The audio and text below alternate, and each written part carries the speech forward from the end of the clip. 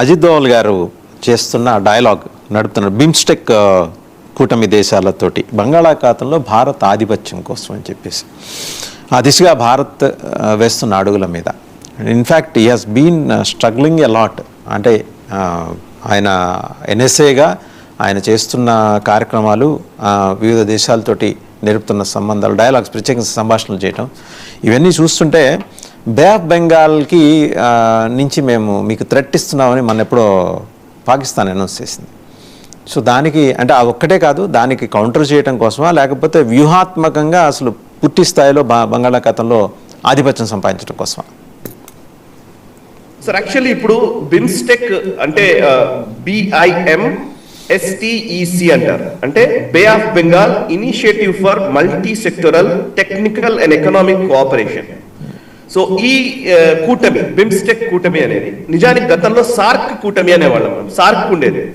SAARC అంటే మన south Asian association for regional cooperation, regional cooperation. So అందులో పాకిస్తాన్ దేశం కూడా అందులో ఉండేది. సో పాకిస్తాన్ ని మనం పూర్తిగా పక్కన పెట్టేసి గత 2014 తర్వాత నుంచి 16 ఆ తర్వాత నుంచి మనం ఈ ఊరి సర్జికల్ స్ట్రైక్స్ ఇవన్నీ జరిగిన తర్వాత నుంచి వాళ్ళని పక్కన పెట్టేసి పాకిస్తాన్ పక్కన పెట్టేసేసి మన ఇరుగు పొరుగు దేశాలందరితోటి మనం సత్సంబంధాలు నెరపే విధంగా ఒక బిమ్స్టెక్ కూటమిని ఏర్పాటు చేసుకున్నాం.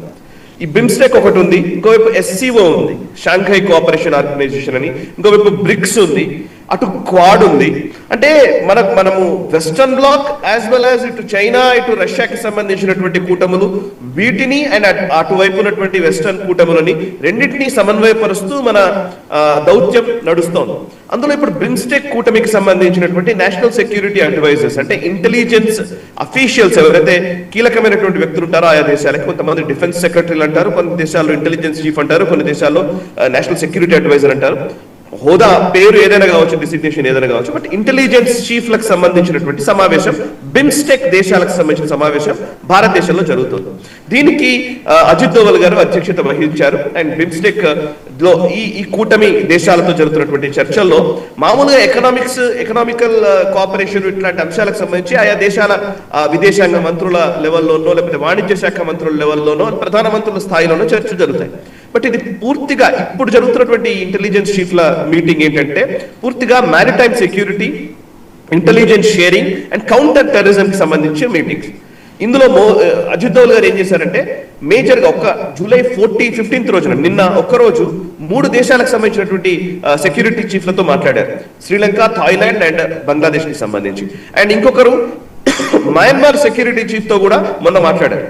సో చాలా సీరియస్ గా మనం వర్క్ చేస్తున్నాము. బే ఆఫ్ బెంగాల్లో సబ్మెరైన్స్ దింపుతాము, బే ఆఫ్ బెంగాల్లో పాకిస్తాన్ వచ్చి ఇక్కడ సబ్మెరైన్స్ ని డిప్లాయ్ చేస్తుంది, ఇక్కడ మా నేవల్ ఫ్లీట్ కూడా వస్తుంది అని బెదిరింపులు ఏదైతే చేస్తున్నారో, సో ఈ బే ఆఫ్ బెంగాల్లో పూర్తి ఆధిపత్యము భారతదేశమే కలిగి ఉండే విధంగా ఈ దేశాలకు సంబంధించినటువంటి ఎవరో మీరు చూస్తే మీకు అర్థమవుతుంది.